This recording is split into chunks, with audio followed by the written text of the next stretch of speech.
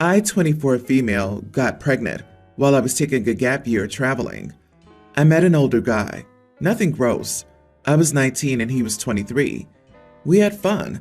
I was working in a bar to make money while I explored his city. When I got pregnant, he lost interest really quickly. I understood, but I am pro-choice, and I chose not to terminate. I went home and had my son. I also made sure to get child support. He could afford it. He did fight it though. I had to prove paternity and everything.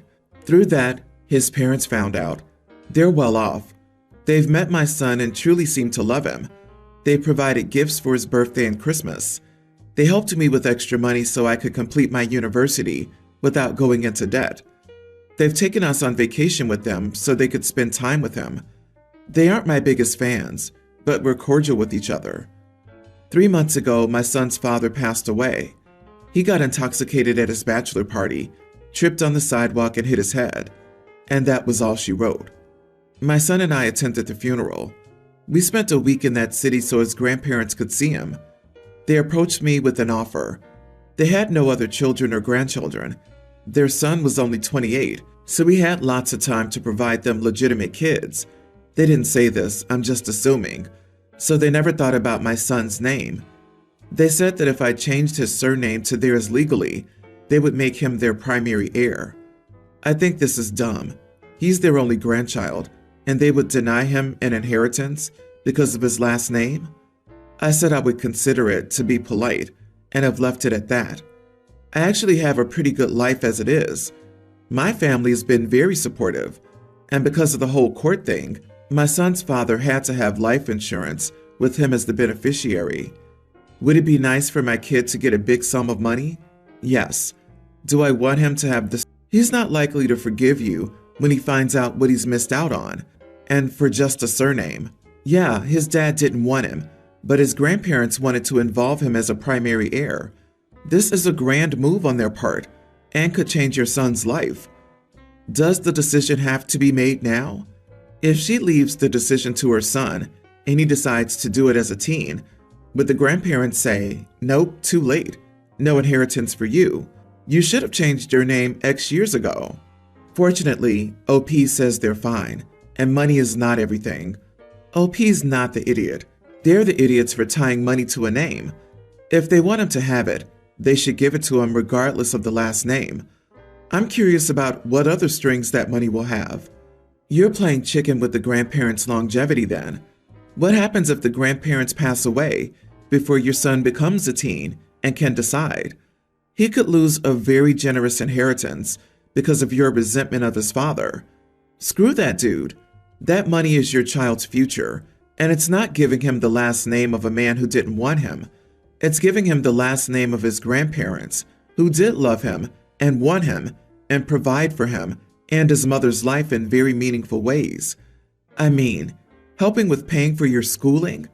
That's way more than even most parents would do for their adult kids, let alone a basic stranger. Why is everyone assuming that somebody willing to make this kind of demand will just leave it at that? If OP gives in from now until they die, they can hold the will over her head and threaten to change it if they don't get their way. Honestly, if somebody can't respect something as basic as the name I chose to give my child, I'd question whether they should even be in contact with them. This is controlling behavior and totally misogynistic. I have to wonder, would the grandparents be putting forward the same proposal if OP had a daughter? Would they pressure a granddaughter to adopt and keep the family name if she married, or even to hyphenate it?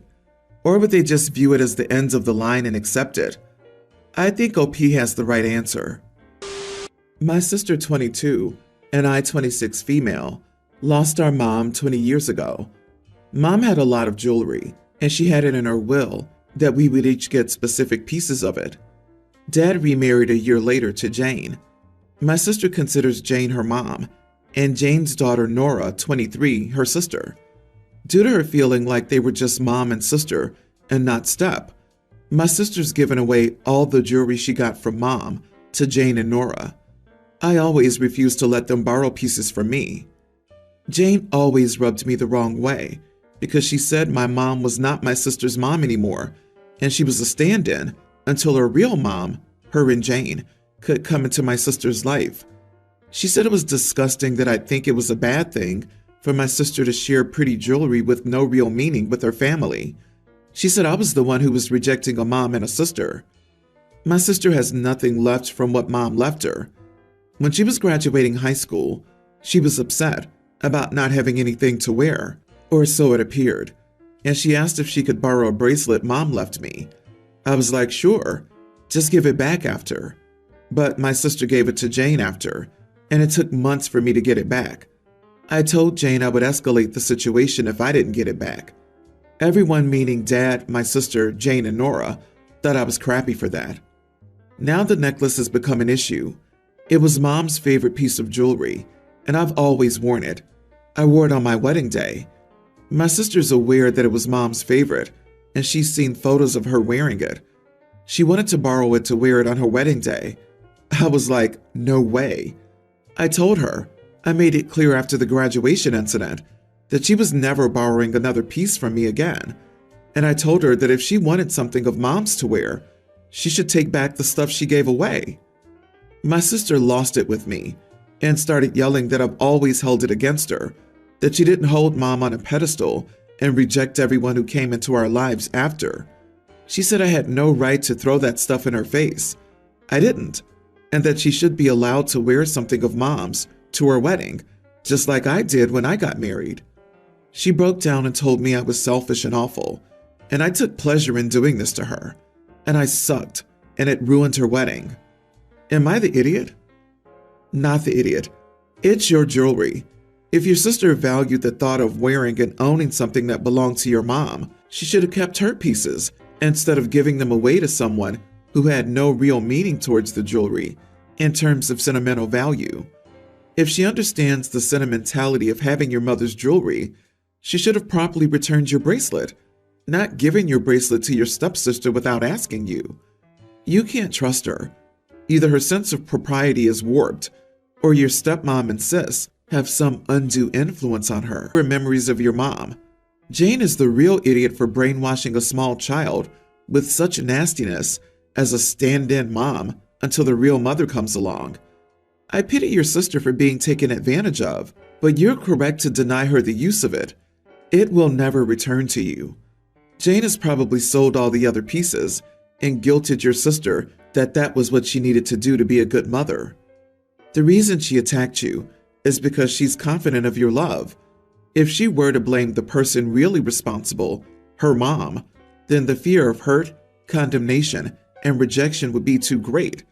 She knows at some level that this isn't genuine love, it's conditional. Maybe as a child, Jane guilted her into thinking she, as a child, had to buy or win Jane's love with gifts. Asking for those gifts back means that she's lost her mother figure. Take pics of your jewelry, insure it if it's valuable, and install a good, safe lock where you secure it when not being worn. Jane might convince her to try to steal it to keep her mom happy. We have 3 kids, pre-tween, tween, and teen. This year, we decided I would go back to work, and everything's been going great. We have 3 babysitters, a cousin, a friend's daughter, and sometimes my son. I want to clarify that he volunteered to babysit sometimes, and we paid him. We pay $20 an hour, so $10 per kid. It's easy, fast money he can make.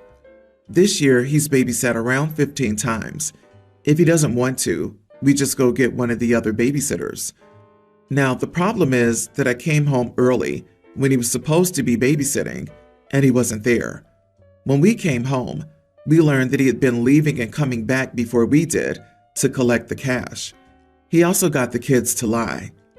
I'm extremely angry, so he can't pay us back since it's over $1,000 that he doesn't have.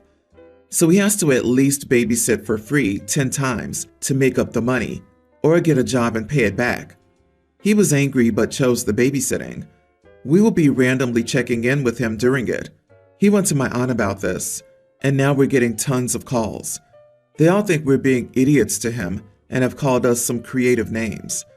Am I the idiot for forcing my son to babysit for free at least 10 times? Not the idiot, but I think you should have forced him to get a job instead of babysitting for free. It doesn't sound like he's a very good babysitter, and you have the two younger kids to consider. Don't prioritize his punishment over their needs, and I wouldn't trust him with anything responsible. Then there's the spite part. He could do the bare minimum, resulting in something bad happening. Yeah, your son essentially stole from you by taking payment for services that weren't actually rendered. Plus, he put his young siblings in danger by leaving them alone. What if an emergency occurred that they were too young to handle? Everyone's the idiot. What your teen did is clearly serious. What baffles me the most, though, is that you seem to care more about the money he must pay back than the colossal issue that your younger ones were put at risk by lack of supervision, and that your oldest thinks it's somehow okay to leave them unsupervised. Update. Some of you made a really good point. He is getting a job and not babysitting. Even if we check up on him, the trust isn't there. If it messes with school, he'll have to deal. A lot of teenagers have jobs, and if he really tried, I'm sure it'll be paid back in a couple of months. I, 26 male, am a construction site manager on a huge infrastructure project. My beautiful girlfriend, Francesca, 31, is a senior engineer on the project. We just discovered Francesca's pregnant, and we're both delighted. We haven't decided which of us will take a year out for parental leave, but she'll take the last couple of months before the birth. She said before that she intends to work as much as she can. I'm a bit worried about this. Francesca mainly does her thing in the office, but she occasionally goes onto the site to observe the work being done. Like most construction sites, it's full of hazardous dust, chemicals that produce toxic fumes, slip and trip hazards, and other dangers. Obviously, the workers in Francesca will wear PPE and respiratory protective equipment, but even then, there's more of a risk to an expectant mother and her unborn child. But she doesn't want to be stuck in the office, as she's very passionate about seeing her work being brought to life. I don't see why this is important. She isn't doing the physical work or managing it, and the site teams produce detailed reports at the end of every shift. Surely that's safer than risking herself and the baby out there. I was working late yesterday, so she got home before me. The topic came up again and turned into an argument. She accused me of trying to control her career and calling me a typical construction worker who's obsessed with being a manly man. I said that wasn't fair, and I just wanted her and our baby to be safe. She went upstairs in tears and I slept in our spare room. I don't want to control her or her career. I don't want her or our baby to get hurt. Am I the idiot? Why wasn't this an issue before she was pregnant? It's because now that she's pregnant with your child, you think you own her and should be allowed to control her. You are the idiot. You're infantilizing her. She's a grown woman and not made of glass. Find a way to handle your anxiety without being controlling. She enjoys her career, and you're sucking that joy out of it. Are you people insane? An expectant father can have increased anxiety about his pregnant wife's health without it being some evil, controlling behavior. It's like you freaks have never met a human being before. I'm not saying he's necessarily in the right for expecting her to stay away from her work, but that doesn't mean he's automatically dehumanizing her in his mind, as you think. Yeah, what an absolute witch-hunting statement. Do you really think that the likely explanation for this is that he sees her as his property, and that he's not just anxious for the safety of the woman he loves and their unborn child? I feel bad for you. You must be miserable having such awful automatic assumptions about people's behavior. It's a construction site, not a radioactive facility. Some jobs are really risky for pregnant women, but he's being way overdramatic about her walking around a construction site. Women have been having babies for a while now, and sometimes those women have careers that could be dangerous. If you can't trust her enough to understand her own body and the risk involved in her career, why are you having a baby with her? From a woman in construction who has miraculously survived the myriad dangers you claim exist, completely unscathed, I'm in more danger of crossing the average street than I ever am on a job site. Also, OP, great honorary mention of your attempt to stonewall her career. Does she earn more than you do? The toxic part is your attitude. My ex and I split up when my daughter Sarah, teen, was 4. My ex has been married to her husband, Sean, for almost 3 years. I have my daughter 4 days out of the week due to her mother's work schedule. I don't like Sean. He's always given me a weird vibe, and my daughter and I are very close. Sarah wanted to go to the movies with some friends and then to a friend's house. The boys would be there. I told her to be on the lookout and to call me if she got uncomfortable. This conversation went on while we were at her mom's and I was picking her up. Sean was in the room and said, "Why are you worried? She doesn't even have boobs yet." My daughter's already self-conscious and has asked me to buy her padded bras to fit in with her friends. Sarah went mute and ran upstairs. I asked him why he would say that about a young teen, and he said he was telling the truth and that she was safe from the boys. I just got filled with rage, and my hands moved before I had a thought process, and I punched him. My ex kicked me out and made me wait in the car for Sarah. Later that night, my ex texted me, saying I need to apologize to Sean. He may have to go to the hospital because his nose is bruised pretty badly. And Sean was only joking around, and I let my temper get out of control. I just felt as though he was insulting my daughter and putting her down too, because she is very self-conscious about it. Am I the idiot? Not the idiot. It's absolutely disgusting that he would think it was okay to talk about your daughter's anatomy like that. It was an incredibly inappropriate comment and uncalled for to boot. Even if it wasn't about her breast, he made a demeaning and hurtful comment to a teenage girl who was already self-conscious. Your ex must realize she's overlooking a huge red flag, and he could end up saying or doing something even worse as she matures. Exactly. He's a skeezy scumbag, and your ex is a sorry excuse for a mother for letting her husband insult her daughter and expecting you to be the one to apologize. Please have a long talk with your daughter. Who knows what else this idiot has said to her? I wanted to point out something about what Sean did not say. The implication that once she grows up, she will then be in danger. Sometimes what people do not speak out loud is as significant as what they do say. NOP, if your daughter gives you any more reason to be upset, whatever you do, don't punch him again. The worst thing you can do at this point is lose custody because you're facing charges of assault. I'd keep an eye on the situation and even bring it up to a trusted family member who may be around him when he's with your daughter and see if they can see anything amiss.